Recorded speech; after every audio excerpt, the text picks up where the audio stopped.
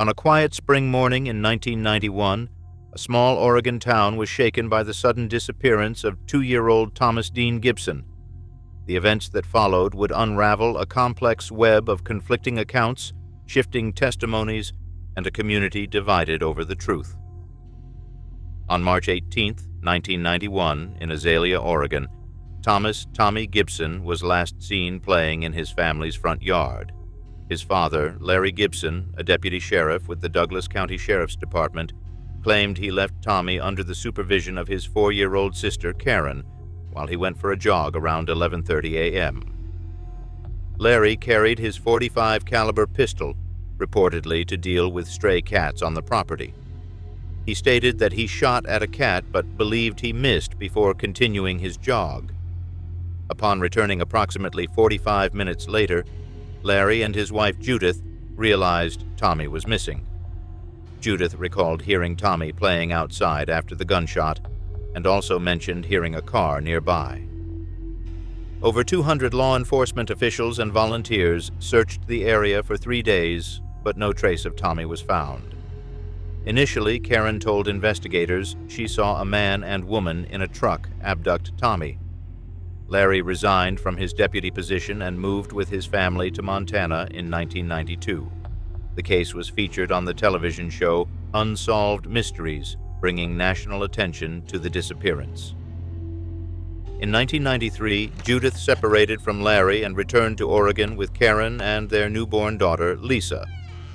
Around this time, Karen, then 6 years old, changed her account, stating she witnessed her father beating Tommy and placing him in his patrol car on the day of the disappearance.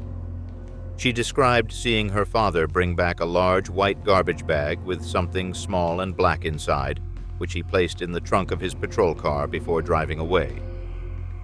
In April 1994, Larry was arrested in Montana on manslaughter charges and extradited to Oregon. During the 1995 trial, prosecutors argued that Larry had a history of abusing his children and was under stress at the time of Tommy's disappearance, as he was caring for the children while Judith attended college classes.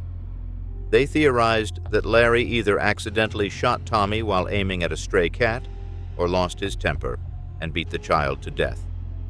Karen testified that she saw her father order Tommy to pick up broken bottle pieces, then push and slap him multiple times until he fell limp.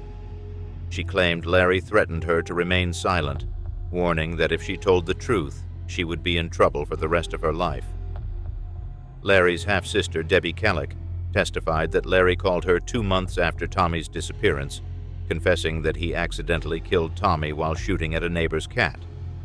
She also recounted an incident where Karen expressed fear that her father would put her in a big hole like he did to Tommy. In March 1995, Larry Gibson was convicted of second-degree manslaughter and sentenced to 3 years in prison. He served approximately 18 months and was released in 1996 for good behavior and time served.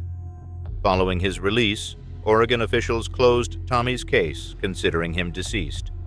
Larry has consistently maintained his innocence, establishing a website in 2001 to seek information about his son's whereabouts. As of 2020, he resides in Montana and participates in a music band. Karen Gibson, now in her 30s, is married and lives in North Carolina, according to her Facebook profile. More than 3 decades have passed since Tommy Gibson vanished from his front yard, yet the truth behind his disappearance remains clouded in uncertainty and pain. With no body ever recovered and testimonies lost in contradiction, justice feels unfinished.